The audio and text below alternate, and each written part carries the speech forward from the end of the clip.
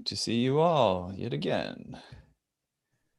Wonderful, wonderful little 3-day family we have here. Large family. It's like that big family party with all the extended relatives. Okay, so David's prepping a few things up front here, and I'm just going to give a little introduction for him. And let me just double check here. I have a few things I wanted to make sure I got to as well. Let's see here. David. Okay, perfect. So David Stanwood, he draws from a lifetime of experience in diversified fields like machine tool making, felt making, photography, sailing, and classical piano.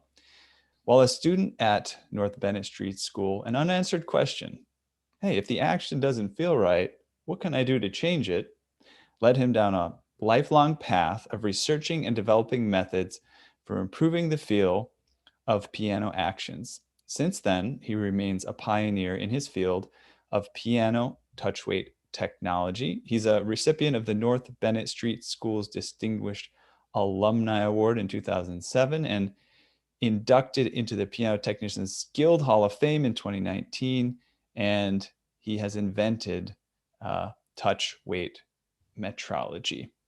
A quick overview of what he's going to talk about today.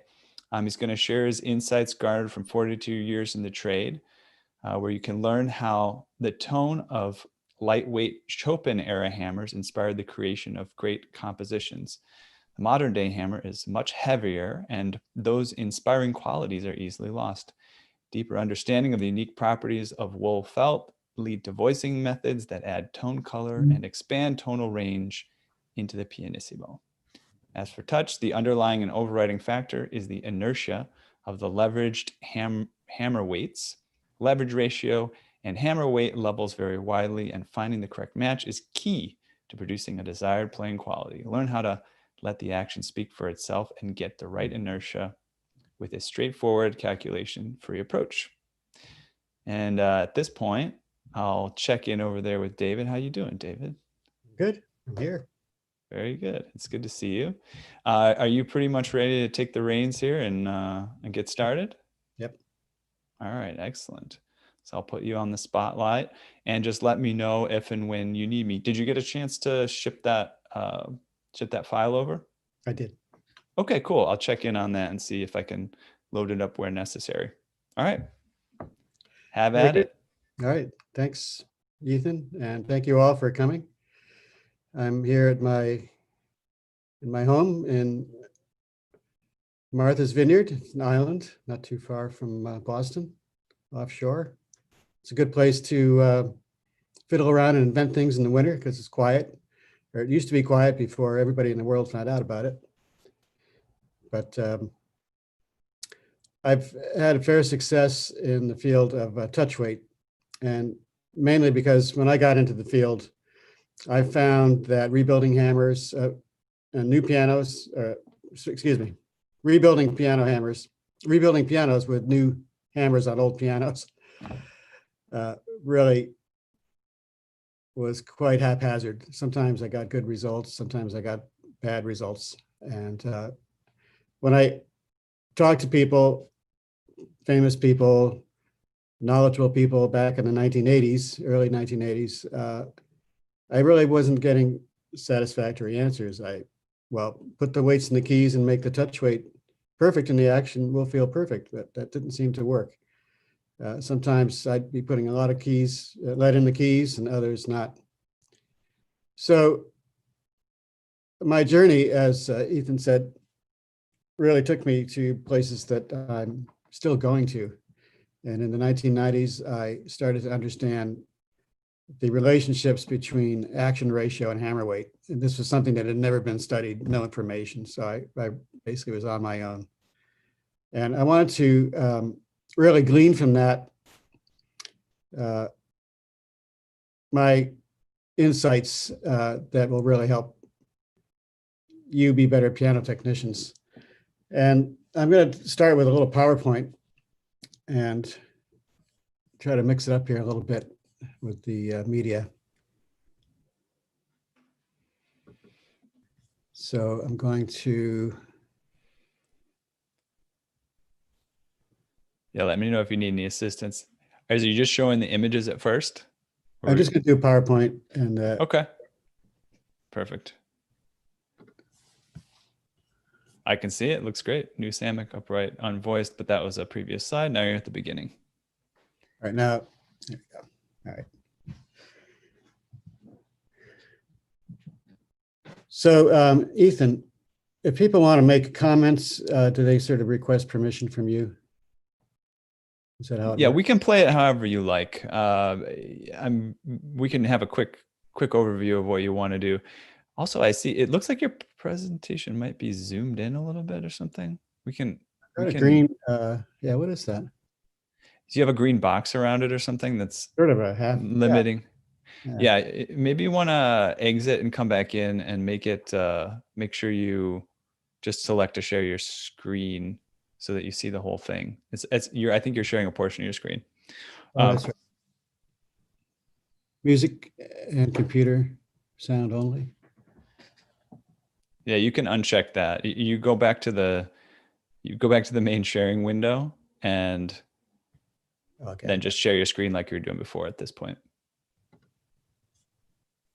There you go. Now we're looking good. Yeah, in terms of questions, do you want the questions interspersed? Usually we have them put them in the chat. I would be happy to be interrupted or people to jump in. I really, okay. It's not, that would make it feel more like a classroom to me, because I really encourage people to jump in and ask a question, or that's really the most important thing. So if we could, perfect. I want to open it up. So we'll have people, at first people tend to be a little bit shy, so you could put your questions in the chat for David as you go. If you're feeling bold and you want to just hop in, unmute yourself, I've made it possible so everybody could unmute yourself. You can certainly unmute yourself, jump in and throw in a question or comment. And we'll just either way, and I would encourage you to speak up, and because it makes me feel less isolated. Yeah. Beautiful logo. What? Beautiful logo. Oh, thank you. So I'll tell you about the logo. Barbara Renner. Barbara Pease was a classmate of mine in 1978, 77, 78 at North Bennett Street School. She's turned into one of the top concert technicians, recording studio technicians. She lives in Portsmouth, Rhode Island, near Newport. And I told her I wanted to have a Stanwood logo that looked like a brass inlay on a fall board. And she said, oh, I've got a rosewood fall board. And she's a master with Photoshop. She created this image for me.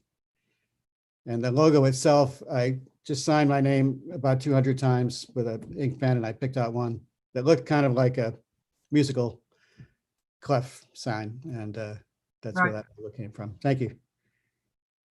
So I always start out giving thanks to sheep, because without pianos, without sheep, we would not have pianos the way we know them today. The wool fiber, we're going to get into this, is central to what a piano is and the tone production. So I always say, thank you. Nice. So I wanted to take a different track for this lecture. And I really wanted to relate historically to where pianos came from. Sometimes it's easy to forget where we came from. And when we listen to the works of Chopin, these amazing, incredible works, and we think, well, we're playing them on pianos, but what did Chopin play? What was he inspired on? What kind of piano? And how do those relate to, how can we make modern pianos inspire us the same way as those Chopin pianos of that era? What is it about that piano? And I'll tell you what is really interesting. It's looking at, this is a Chopin era piano. This is a Pleyel 1845. And look at this hammer. It has layers. It has, this is a very hard leather layer at the most inner core. This is a hard elk skin or buckskin. It's a little bit harder than this one. And then I'm a little bit softer. I'm a little dyslexic today. I don't know why. So we got harder, softer, and then we have a softer buckskin. And then on the outside, we have a very, very soft wool felt that's mixed with beaver. I think there were a lot of beaver hats back then, and these felt makers would chop them up and mix the fiber with the wool fiber. But this hammer is extremely light and it's extremely soft. And just out of curiosity, is that a original or is that like a remake? Or do you know where this picture came from? These are original. It came from somebody in Paris. I'd have to look it up. Wow. That's incredible. Well preserved if they're original. So we're going to go forward now, 30 years. And this person is someone to pay attention to. If you want to read about history of the modern piano, read Alfred Dolge's book, Pianos and Their Makers. Can you all see me at all? Yes. Yeah, we got you on a tiny little handheld screen on so this you can side. see the book here. That's Pianos and Their Makers. It's an original copy. I think it's signed. So Alfred Dolge came into the business around 1870, and he started making felt. He came from Germany, tried to find his way in the New World in New York, and he saw the need for dense hammer felt of the highest quality for piano makers, because it turns out that these very, very super light, multi-layered hammers from the Chopin era, the manufacturers are going to higher tension. They're going to cast iron plates. They're going to need a heavier hammer and a hammer that wasn't going to wear out. And those early hammers with the leather and the soft felt worked beautifully for those early pianos, lower tension scales. So Dolge was right there, and he writes in his book. Now this is very interesting. He writes in his book here. Well, he describes the very hard sole leather, followed by medium elk skin, then soft, and then a special. He's talking about the layering. But Dolge says this, and this is 30 years later, after that kind of piano existed. The art in hammer making has ever been. So he's talking about hammer making. And he's saying, this is the way it is. This is the way it's ever been. It's an important statement. I never really got the importance of those words until I started really looking this over yesterday. But the art has ever been to obtain a solid, firm foundation, graduating in softness and elasticity towards the top surface. So there's a gradation that he's talking about, just like in the Chopin hammer. The top surface has to be silky and elastic in order to produce a mild, soft tone for pianissimo. So the surface is what drives pianissimo playing, but with sufficient resistance behind it to permit a hard blow fortissimo. So what he's talking about is a multi-dense hammer. And he's describing perfectly the Chopin hammer, which has all these multi layers of to create a gradation. I call it a gradient of softness from the top surface into the interior of the hammer. What was happening when Dolge came along, he started making hammers. He designed a hammer press, which became the industry standard. In fact, the Dolge hammer presses were used by Steinway. And when I was visiting Steinway in the early 1980s, they were still using Dolge presses at Steinway. I think they're all gone now.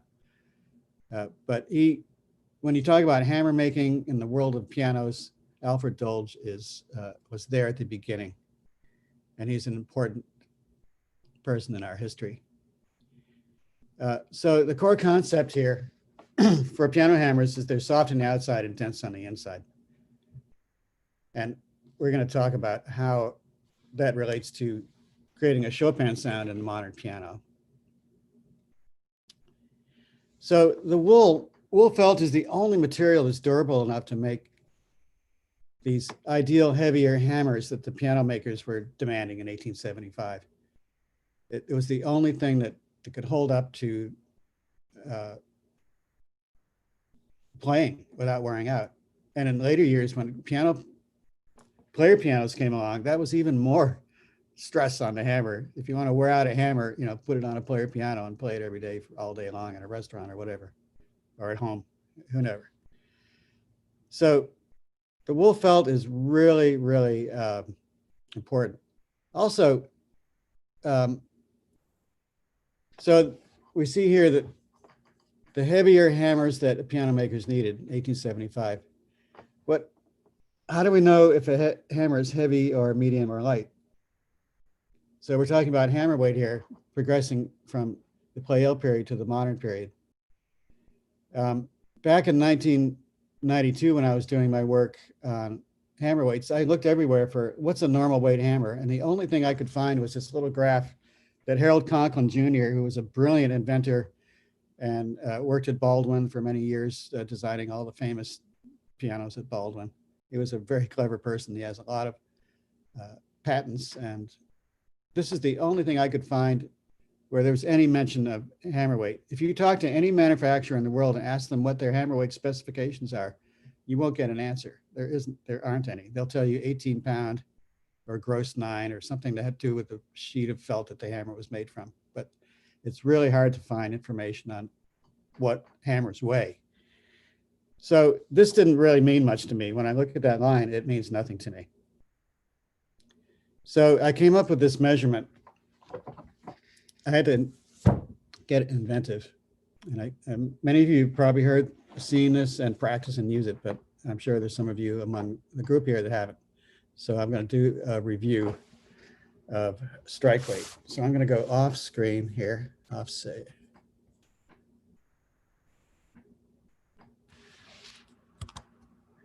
So am I back? You're back up full screen there. Yep. Okay, great. Let me get my full screen.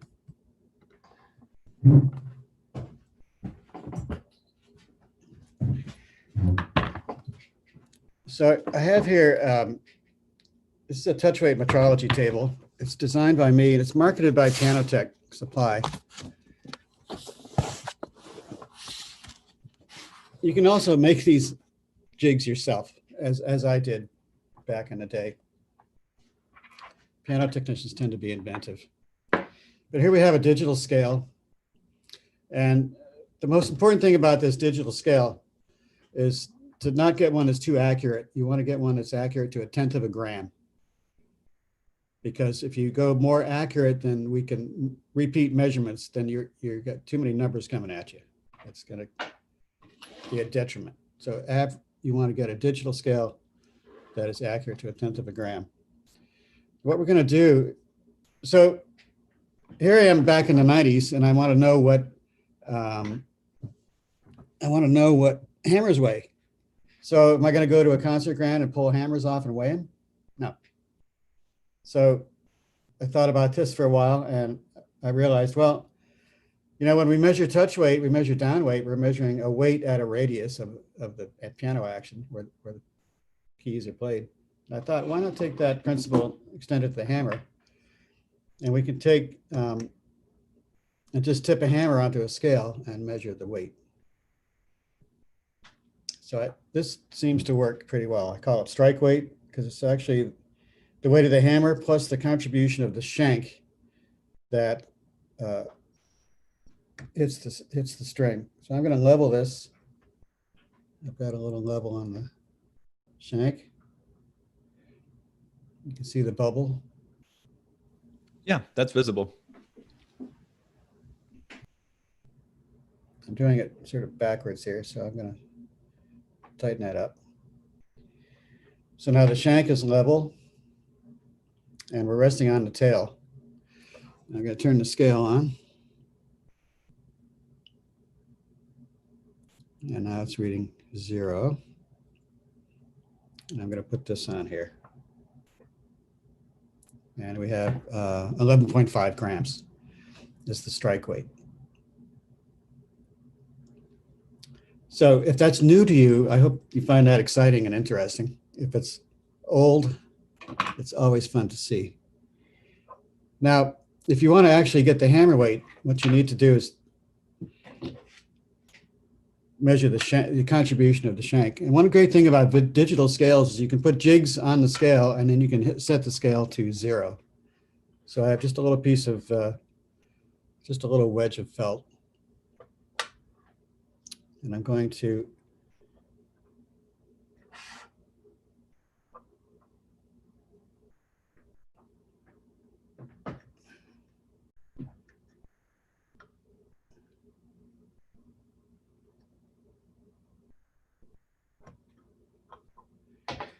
now notice that I set the flange. The flange is made vertical. The flange is here, it's going to have a counterbalancing effect.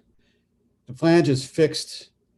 It doesn't have anything to do with hitting the hammer, or hitting the string. So we just tip the flange vertically, and that takes that out. Now I'm going to set this wedge at the point where the hammer is. And here we have 1.4 grams, which is, you find that this measurement, which I call Shank strike weight, because it's the strike weight, contribution of strike weight from the shank. So this shank strike weight tends to be anywhere from 1.4 grams to 1.9 grams.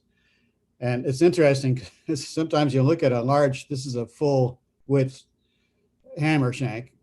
And sometimes you'll have the narrow hammer shanks that are even heavier than the full width, because there's variations in the density of the wood. And in fact, when I'm buying a new set of shanks, wooden shanks, I will measure all the shank strike weights and I write on the bottom what the weight is. And then I sort them out by weight, so the weight's graduated.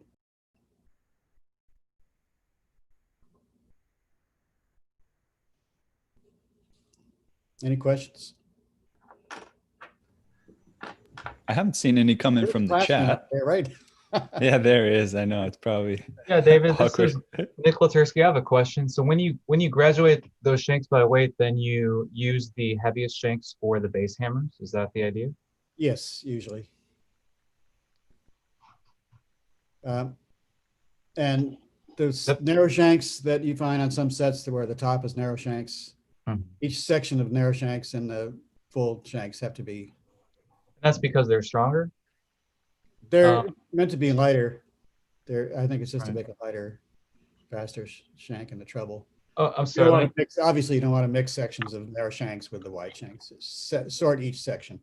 I'm sorry. Let me clarify my question. So the heavier shanks you use on the base end, is that to make them stronger to support heavier hammers? Oh, that might be an added benefit, but what I'm looking for is weight calibration. Okay. And we'll talk more about that. But one of the core concepts of uniform inertia and uniform voicing is a smooth and consistent weight that's hitting the string. So the shank strike weight contributes to the weight of the hammer hitting the string. So we want to make sure that there's no bumps in the road. David, Yep. I think quite some time ago in a Rappaport hands-on class, they were rolling the shanks across the table. Upright shanks. Yes, I think they were. Yeah, but strands might not roll that well. Oh, okay, right, yeah. Right, obviously. Thanks. Oops. But was that some sort of try to measure something about their consistency, or what was the purpose of rolling them? They wanted the same thing, stronger ones in the base. Were they listening to a sound of the shank hitting the? No, it had to do with the weight. I think it was with warpage too. Is it? To see if they were warped by rolling them on the table, if they had any warpage, and also the sound to see if they were hollow sounding, they would go on the treble more. You know, It's It a could lot of be. years ago. It It was a was lot a of long years time ago. ago. Yeah, I Yeah. remember. well, it's interesting, just bringing these points up. Is that Arlen? Yeah, that Yes, was that's Arlen. Arlen. Recognize your voice. I guess I can see. Hi, David. You know, when I visited these German factories, Steingraber, Sauter, they and talking to Paul McNulty, who builds, I think he just built a Chopin era piano and the forte pianos, and they they tune the Shanks by tone. They listen to the Shank. In Steingraber, they would put the Shanks on the rail with no hammers on them, and they would hit them with a little hammer. And if it didn't have the right sound, it would go out in the barrel. Or they would sort out by sound. So there is a belief among fine piano makers that the acoustic quality of the wood of the Shank has a contribution to the quality, and it's worth paying attention to. I tend to sort by weight. It's just what I do, but it works well enough. Thanks. Thank you. It's Donnie from ages ago at North Bennett. Oh, Bird? Yep. Hey. Ask a dumb question and get a brilliant answer. Oh, well, the discussion really I don't like to sit here and jabber. I like to engage. So thank you so much. Now I'm going to go back to, so we have this measurement now. We have a way to measure hammers and getting the idea of their weight without taking the action apart. So I started to measure and take data, and I had all my friends, mainly starting with my classmates at North Bennett Street. I told them how to make this measurement. Hey, you can measure this thing, tip the hammer on the scale. You can take these measurements, send me the data. So I've got the study group sending me volumes of data. And if I go back to screen share, I'll show you what I did with that data.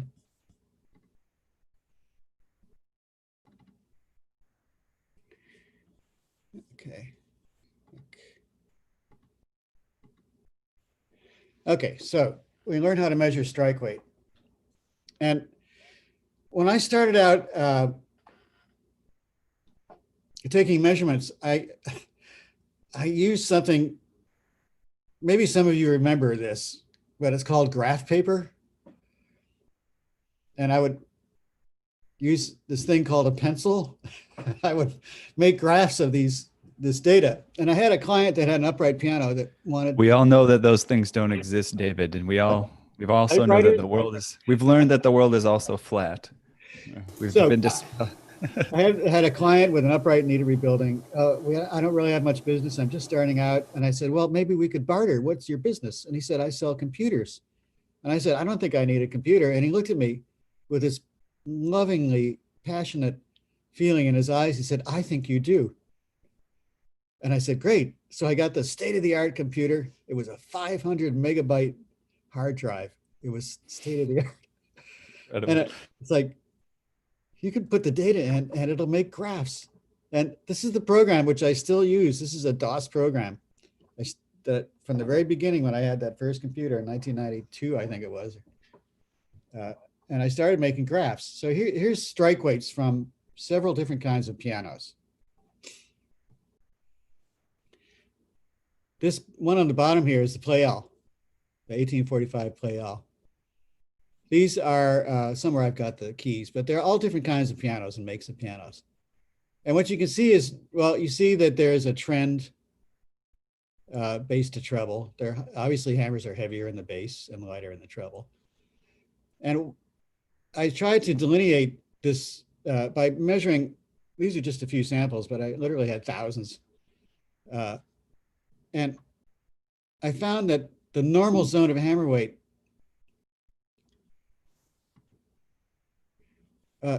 tended to fall between these two lines. And you notice that they're not straight lines, they're curved. And they're curved because modern hammers tend to be tapered a little bit more in the treble.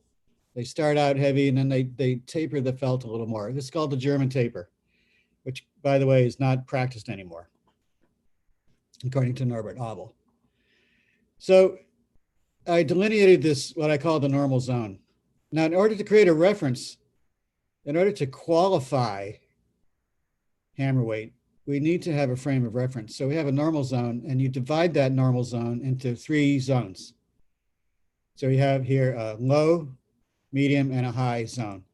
So now you can look at this, at a hammer, let's say for note 40 with the red piano. This is in the medium, this is kind of in the middle of the medium zone. These ones are down near the low zone. This one is in the high zone. Now you can talk about quality of weight that relates to a quantity. The graph will tell you, or the spreadsheet will tell you what the quantity is. But when I look at a spreadsheet of numbers, I personally have a hard time. I think most people will look at numbers and only half of their brain is working. It's the left side. But when you look at a graph, the meaning becomes much greater. Now, I divided each of the zones into 4 subzones. You can see those scales there. There they are missing, here they are back. So now we actually have, I call these reference scales. They are scales, and in some cases they can actually be used as strike weight scales.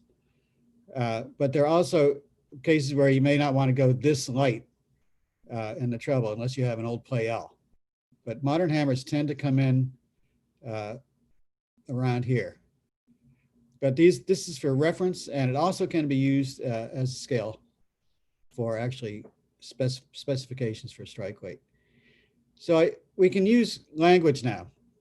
And these scale numbers have a number. So you can look at a table and you can say, oh, scale number 7. Well, what's scale number 7? Well, that's in the middle of the medium zone. So we'll call that a half medium. Number 9 would be top medium. You could say bottom high if you want, but I just say top and then quarter half. So we have a nomenclature now. I can talk to you and say, well, that's kind of a medium weight hammer. And now that means something. If I say, well, that's a 10 grand hammer, your mouth's going to be kind of like, oh, okay, well, what's a 10 gram hammer? It's hard to think. But if you think visually and look at a graph and you say, well, that's the middle of the medium zone, then that starts to mean something. Now these, oh, sorry, go ahead. Sorry. Obviously, the German taper is not an animal. Oh, you're funny. Bye. Oh, God.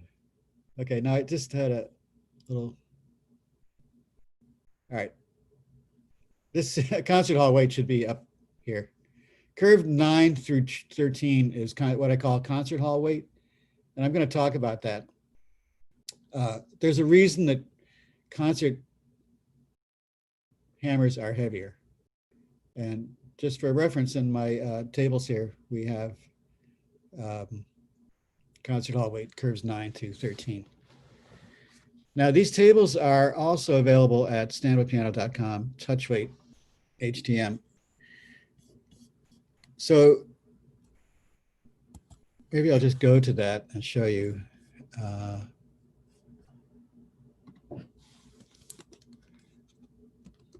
If you go to Stanwood Piano, can you see all this? It's working? Yep, we can see it.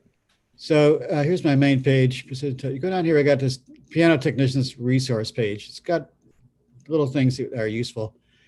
And here we have hammer strike weight standards.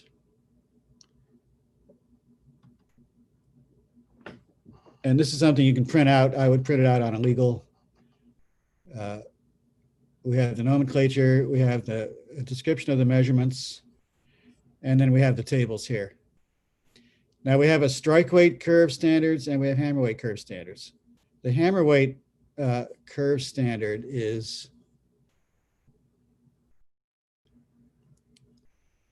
strike weight minus 1.7, which is kind of an average wooden hammer shanks strike weight. So you can actually, if you're buying new hammers and measuring hammers and you want to have an idea of what you're going to end up with a strike weight, you can use the hammer weight side of the table. And for strike weight is the left side of the table. Okay. Got it. Thanks. I put that link in the chat for people. Also, one thing I would recommend if you're interested in my work here is just to go to this link, PTT Journal articles. You can go through my description of my work over the years. So that's a good link to have. Let's see now. Where are we? Go back to my.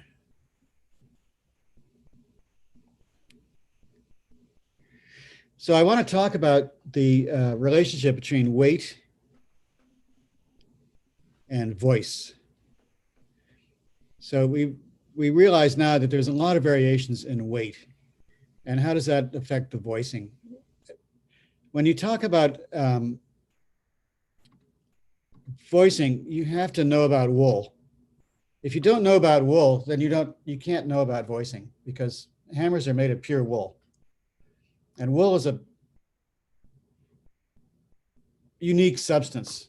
That's why it's the only substance that we use to make hammers. And it's a fabulous material. And my wife was a sheep shearer, and we did a lot of wool processing. I learned a lot about industrial processes in wool when we're traipsing around New England trying to get them to do our 800 bale of wool, 800